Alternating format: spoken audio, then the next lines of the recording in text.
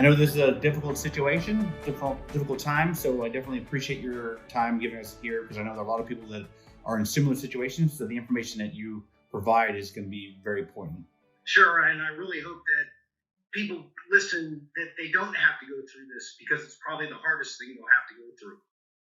What was it like first getting some of the symptoms to realize that you needed to get testing? What was going through your mind after the doctor diagnosed you with COVID-19, the coronavirus?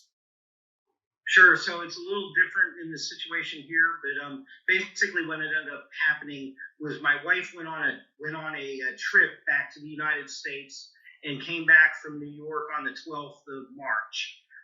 When she came back from on the 12th, uh, 2 days later, she started exhibiting symptoms. But so she got sick, and she started getting more and more sick. We were watching her. I wasn't quite sure whether it was flu, or not. I started getting chills here and there. When I got the chills, they were absolutely the worst chills that I've ever had in my life, to the point where I almost broke through a thermometer when I was trying to take my temperature. That I had never experienced chills like that, but I didn't have a fever and I didn't have any other symptoms. But she did, and so she progressed, and as she got the fever about the 14th of March, that fever lasted for 2 weeks. It's a debilitating exhaustion, along with the fever. It's unrelenting. It grabs you, doesn't let you go, and you were just down for the count. And so while she was working through all that kind of stuff, I wasn't really sick, but we weren't quite sure whether to get her tested or not. And we expected that it was COVID, but we didn't meet the criteria for testing. And then 2 weeks in, to be quite honest, on about the 23rd of March, I read a story about Sean Payton, of all people, the coach of the New Orleans Saints. And he had said he had been COVID positive. And one of the things he said was that he didn't have a cough and he didn't have any kind of breathing difficulties.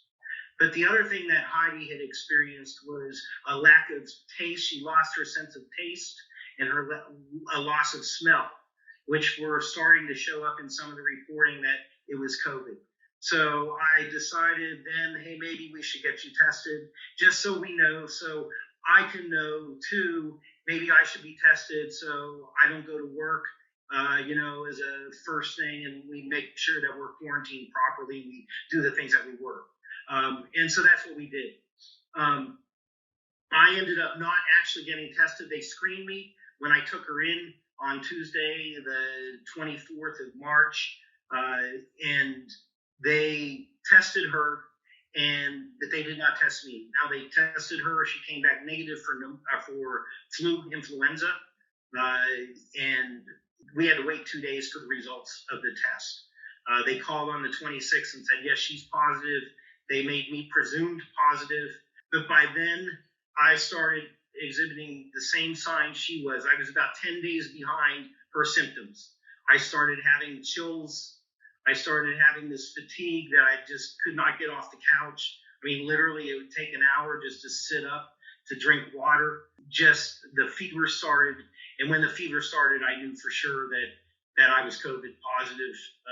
There was no doubt that both of us were COVID positive. Her with the test, me certainly with the exact same symptoms that she was facing. Obviously, going through it, you're in the situation and you're self-isolating. What has that been like? Yeah, so while you're in the middle of this, you don't know how long it's going to go. I was fortunate because I got to see her. So I knew, okay, maybe 2 weeks, I'm probably going to be at a point where the fever's going to break, and then I'm going to be on the better road to recovery, hopefully. But during that whole entire time, you don't know which way this is going to go. You don't know, when you read the reports, you don't know when you're going to have to dial 110 or, the emergency number, whether you're going to have to go to a hospital, when your breathing gets to a point that you have to have that kind of care. There's nothing that can be done for this other than to sit there and wait it out. And everything that you do while you're waiting it out, your mind is completely, it doesn't matter whether you're sleeping, whether you're in a haze, where you're at. It doesn't matter where that is. COVID invades, and it's wrapped around your brain, and you go through every case, every worst case, positive case. You try to psych yourself out. We tried to support each other as we were going through this, and all you can do is just sit and wait and try to find something on television, on Netflix or whatever, that might make you get distracted a little bit from what's going on. But that even became difficult. I went through 3 seasons of Family Guy, and then I finally had to turn Family Guy off because it was so annoying after a while. We haven't gotten to flatten the curve. Obviously, that's our plan. That's why we're doing our self-isolation and quarantining and doing the social distancing. And now that we've gone to wearing masks out in high foot traffic areas, some people might be that are watching this in your situation pretty soon. What should they expect? I would bet that people will get this, and they're going to continue to get this, and they're going to get it for weeks and months. And if not here, their family and their friends back in the States, wherever they're from, this is not going away. The best thing that we can do as a community is to follow the rules, is to stay away from each other. I'm a pretty social guy. I do a lot of social things. But you have to stay away. You have to. Because what you're doing is, one, you're exposing yourself because you don't know where those people have been, but you're also protecting them from where you might have been. We have no idea where Heidi picked this up, and I know for a fact that that's where we got it, because she came back with it somewhere in her travels. We don't know where, we don't know who, we don't know how. The friends that she visited with in New York, none of them have shown as COVID positive. It's out there. It's walking down the street. It's being in a crowd. It's doing things that were customary to do. We lived in New York before. There was no question of getting on a crowded subway or walking down a busy street or doing those kinds of things. Here in Stuttgart and doing the kinds of stuff. And Frühling Fest, I know there was a lot of angst about the cancellation of Frühling Fest and a lot of the sports events and some of the other things, and me being in the theater production of the Hello Girls, which got canceled the night before the production started, before our opening night, which was very disappointing to us. Why can't we do this? Absolutely the right call. I think the command has been making the right call from the very beginning, whether it's Africa Command, where I work, UCOM, the garrison, the U.S. Army garrison in Stuttgart is making the right calls. They've got the right people in place. They're asking us not to do anything hard, except not sit here on a freaking couch and figure out whether or not you're going to live, because that's what it really comes down to that. One night where, the things that you don't think about, 3 o'clock in the morning, having an end of life conversation. What do you do? What are my wishes in the middle of sitting here being sick, not knowing which way this is going to go? It's not a fun thing to do. And it's not something that I dwell on. I'm a pretty fatalistic guy. If you're born to be shot, you won't be hung. But at the end, you end up having those kinds of conversations with something like this. The command has been pretty proactive, and this virus is pretty stealthy. What was some of the worst parts of the symptom? Actually, being home. You said you went through some high fevers. Was that the worst part, or what was, maybe something more abstract that people don't think about when they have it? Sure. I think the unrelenting fever, I think is one of the top things. It's just unrelenting. It just doesn't end. And all you can do is take, acetaminophene and take the doses and hope you're not taking too many of them after a while, but it still doesn't knock the fever down. It's still there. It just helps you a little bit in order to get through that. So that unrelenting fever. But I think what the worst part is the exhaustion, the level of exhaustion that you ultimately feel. We've all been sick. We've all had the flu. We've all been knocked out, with a really bad cold or a flu or, some sort of virus that we've gotten in the past. This is nothing like anything that you've ever been through. It's not the flu. If it's the flu, it's the flu on steroids times 10. The unrelentingness. I think being mentally prepared to be able to go through this, the mental challenges of not knowing and not understanding, and the world not understanding what it is, and not having that base is one of the other issues. I think that's probably the hardest part of this, all of it. You don't want to go to sleep because you don't know if you're going to wake up. You don't want to. I didn't want to lay on my side. When I slept sitting up because laying on my side meant it felt like my lungs were filling up. Whether it was or it wasn't, and I don't think they were, you don't know. And so it's the unknown, and you can't prepare for everything, and you can't deal with it all. But I think probably those are probably the things that you look for if you get this, and when you get this, is to be prepared for that. I guess more of a personal question for you is, what are you doing for self-care? I know you talked about you were watching some of the TV shows that you got to the point where you watched too many of them. What else are you doing to keep yourself busy? You flip between the television shows, excuse me, and then watching the news. And after a while, you have to turn the news off. It's unrelenting. I had no energy. There's no energy to do anything self-care. You don't. The most self-care over the last couple of days was to be able to walk outside my sliding door onto my patio and sit in a chair and feel the sun. And I tried to walk down through my yard once, and the lack of energy doesn't give you the amount of self-care that you want to do and take care of. I wish there were other things that I would do. Meditation.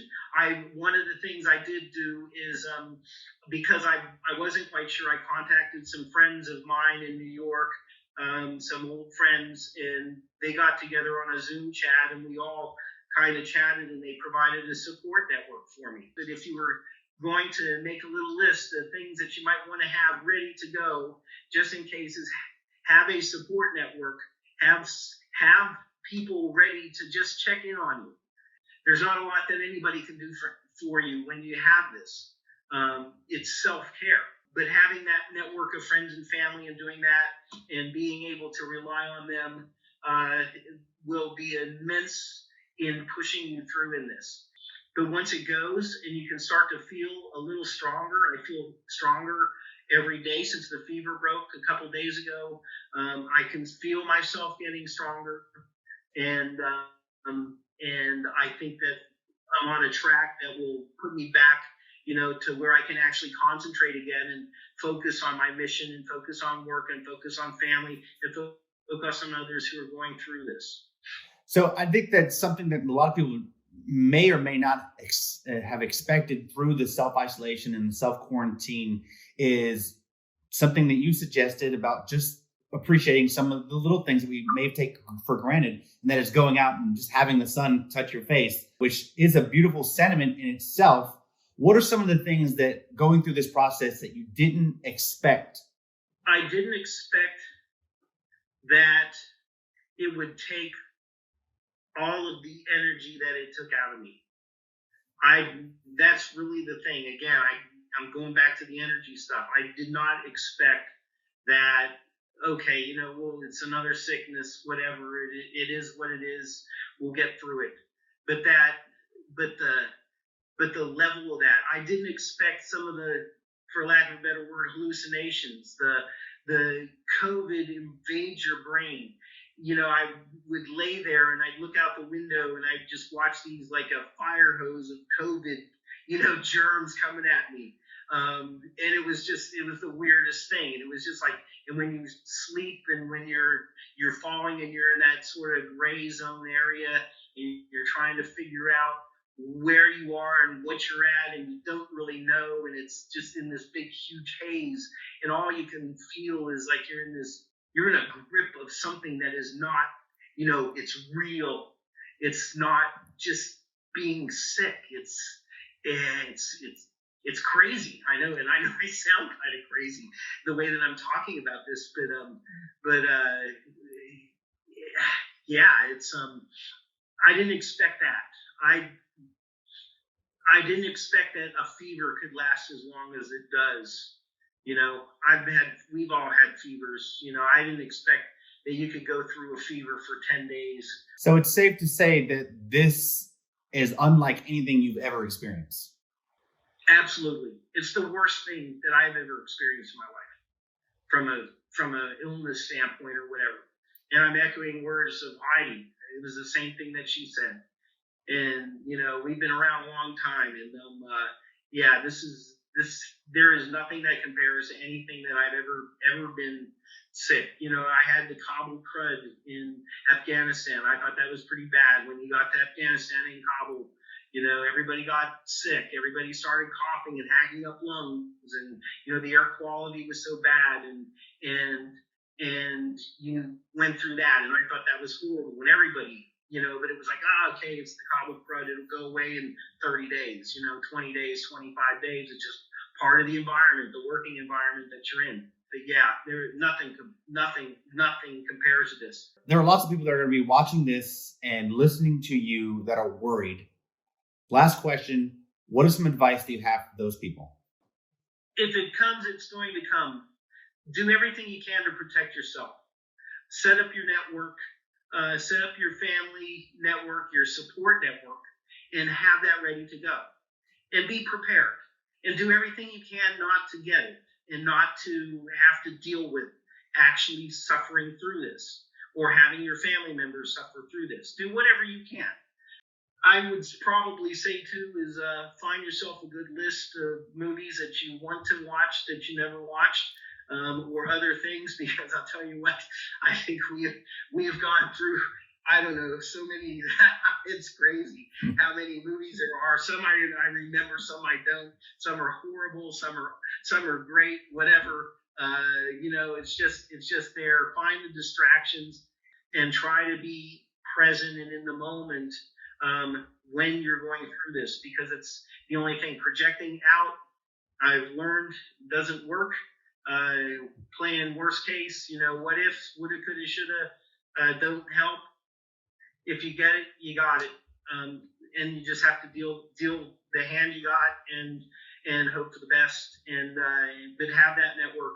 There is nothing more important than the network that you have, your family, your friends, your colleagues, in that. I was blessed. I'm blessed because the office, the public affairs office at Africa Command, where I work, has been very, very supportive of me. They've been a great team, and they have been, I couldn't say anything higher for them, and I'm glad that they've been there and that I'm part of that team, because they have been there for me and for Heidi, and that's what matters.